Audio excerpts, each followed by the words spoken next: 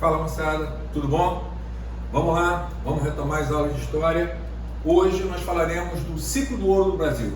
Bacana? Século XVIII. Vamos analisar esse importante ciclo econômico através das mudanças, certo? Que essa atividade econômica acaba acarretando para o Brasil colônia. Num primeiro momento, numa primeira parte, trataremos das transformações político-administrativas e posteriormente falaremos de transformações socioeconômicas. Bacana? Então vamos lá, vamos lembrar do que está ocorrendo no mundo em relação a Portugal, em relação ao Brasil. Sabemos que com o fim do domínio espanhol sobre Portugal e suas áreas coloniais, a economia portuguesa atravessou um processo de crise cada vez mais contundente, certo? E diminuição de sua importância dentro do contexto político europeu. Então, enxergando esse quadro de dificuldade enfrentada pela monarquia portuguesa, no final do século XVII, o processo de interiorização econômica ocorrido através do maneirismo descobre as primeiras jazidas minerais no Brasil, dando início àquilo que a gente chama de ciclo do ouro, né? Óbvio que se juntar as duas coisas, de um lado, uma economia portuguesa em crise, uma maior dependência em relação a outras potências europeias, certo? E por outro lado, a descoberta de jazidas minerais na colônia. Então isso vai fazer com que Portugal trate o Brasil como sua tábua de salvação, vamos colocar assim, certo? E aí, Ronaldo, e aí que Portugal vai se esmerar em criar dentro do Brasil uma estrutura administrativa muito mais presente, muito maior e mais eficiente do que aquela comparada ao período açucareiro, que basicamente a gente falava da atuação das câmaras municipais, de um governo geral, certo? Quando se descobre o minério, a coisa vai mudar de figura, moçada. Sem dúvida nenhuma. Portugal vai olhar para o colono brasileiro e vai falar: vou arrochar, certo? Vou tirar o máximo que eu conseguir. Eu preciso tapar o buraco da minha economia, tirando o máximo que vocês puderem me ofertar. Dentro desse contexto, a gente começa a analisar os seguintes pontos. Olha aqui, ó.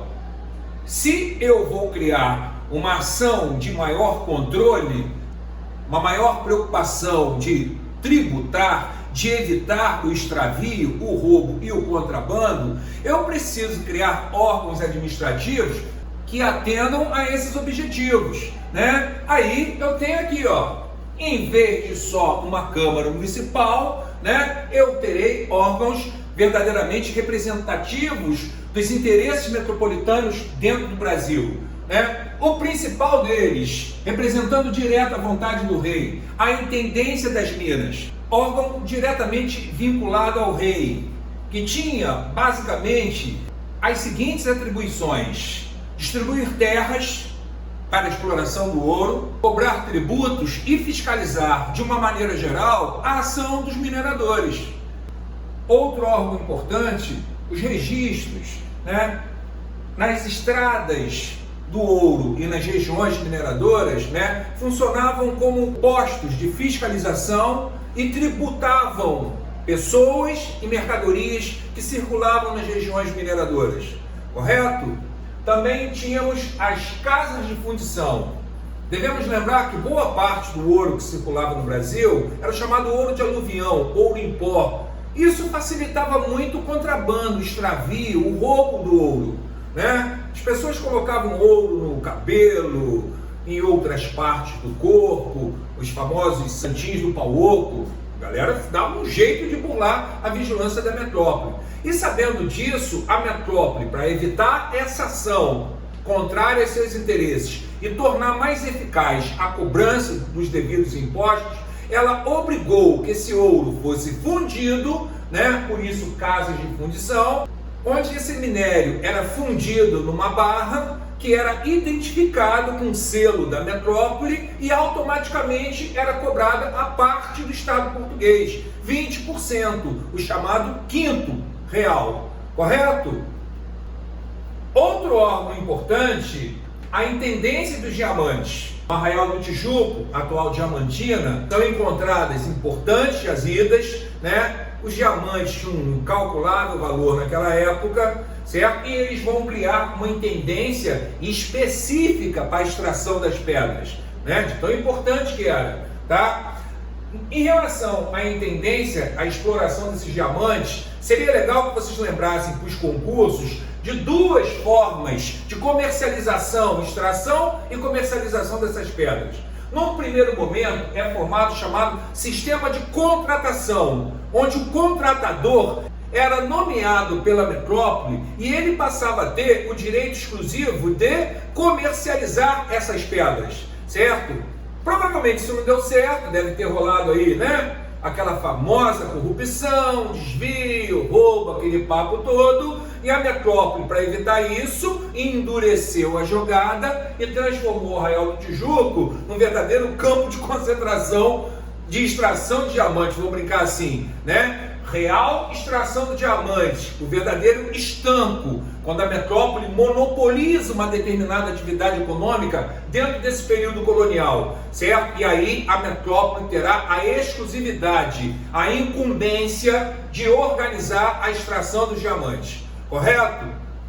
Uma outra coisa que fica evidente, né? Também a preocupação, olha lá, ó, se estamos falando desses órgãos, vinculados a eles estão, né, impostos. Por isso que eu estou falando, ó, tem uma maior ação tributária desse Estado português. E aí, nesse caso, vocês têm que lembrar, né, do mais famoso deles, o quinto, mais antigo imposto do Brasil, criado ainda na época da capitania hereditária. Ele já está estabelecido lá nos forais, portanto, 20% do que foi encontrado, né, na mão da metrópole, correto? Além disso, tem também a captação.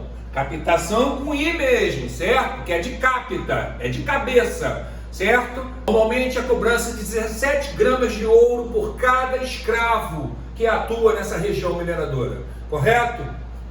O sistema de finta, ele vai ser estabelecido, né? É uma espécie de cobrança anual, né, estabelecida num acordo entre metrópole e os colonos, os proprietários de minas, vamos colocar assim, os mineradores, né? E o que fica estabelecido? Num determinado momento, a metrópole bate o martelo e fala, ó, eu quero uma quantidade mínima, certo? Na forma de ouro, certo? Que vocês têm que me entregar por ano. Portanto, a finta é uma cobrança anual, uma cota mínima estabelecida pela metrópole. Se fala de um acordo, eu acabei de falar isso, é um acordo entre as partes, mas na verdade é uma imposição da metrópole, né? Que ela chega e fala, ó, eu quero isso, e isso aqui é o mínimo. Inicialmente 30 arrobas, né? Uma arroba, aproximadamente 14,9 quilos.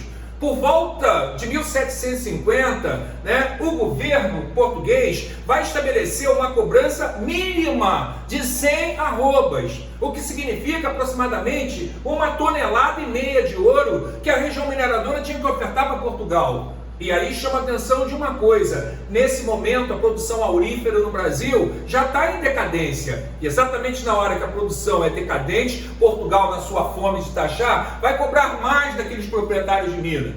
Por isso, já vamos falar de rebeliões, certo? Ligados a esse ciclo minerador. A metrópole está fungando no cangote, toda ação corresponde a uma reação. Uma hora o colono vai falar, tá pegando pesado demais, né?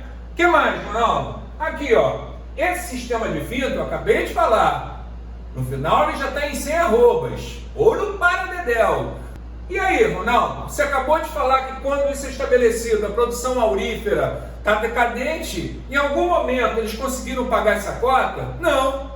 Aí a metrópole, sabendo disso, vai dizer o seguinte, ó, se vocês não conseguirem pagar o mínimo estabelecido, eu vou botar na conta de vocês uma brincadeirinha chamada derrama. Na verdade, derrama não é um imposto, derrama é a cobrança de impostos devidos, de impostos atrasados, certo? Se ele tem que chegar à cota de 100 arrobas, né? E se essa cota ficou faltando uma parte dela, essa parte será cobrada não em ouro, mas no patrimônio, que seja propriedades, terras, escravos, daquela sociedade mineradora. certo? Então é óbvio. Ah lá, ó, uma das causas da Inconfidência Mineira foi a ameaça da cobrança da derrama. Lembram disso, moçada? Tá?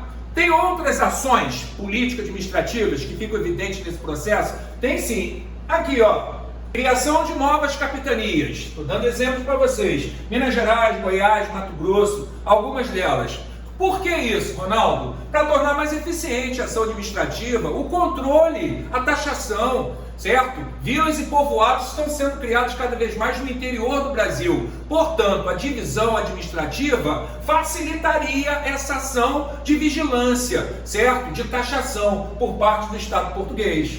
Correto? Uma outra medida também, né, é a mudança da capital em 1763. Certo? Aqui já é dentro do período do governo do Marquês de Pombal, a era pombalina, né? E aí, Ronaldo, por que está mudando a capital? De Salvador para o Rio de Janeiro. Teremos isso na próxima aula, quando tratarmos de economia. O eixo econômico da colônia vai mudar, certo? O Nordeste açucareiro em decadência vai olhar para baixo e vai enxergar o Sudeste crescer economicamente, né? E eles vão perder espaço. Se perde espaço econômico, acabam também perdendo espaço político. A capital mudou para cá, não foi para a galera ficar pegando praia, certo? Ficar com esse sotaque carioca que a gente tem, escorregando o S, né? A capital mudou para cá porque a riqueza mudou de endereço também. Então, se Portugal tem essa visão de taxar, vigiar e punir, a capital tem que estar perto da principal área econômica daquele momento, moçada. Uma outra ação administrativa foi a elevação do Brasil à condição de vice-reino de Portugal. Tá? Não confundir com o que foi feito em 1815 durante o período joanino, quando o Brasil foi elevado à condição de Reino Unido. Nesse momento, ele é vice-reino de Portugal. E uma outra coisa importante também, né, a ocorrência de diversas rebeliões contra a ordem metropolitana. Tá? Estávamos falando aqui do arroxo cada vez maior. Claro que o colono reage na forma de movimentos nativistas e emancipacionistas, mas deixarei para detalhar essas rebeliões em Boabas, Vila Rica e Inconfidência Mineira numa próxima aula, quando trataremos dos movimentos nativistas e emancipacionistas. Tá bom, rapaziada? Ficamos por aqui. Continuem se cuidando, por favor, tá, galera? Abração. É isso.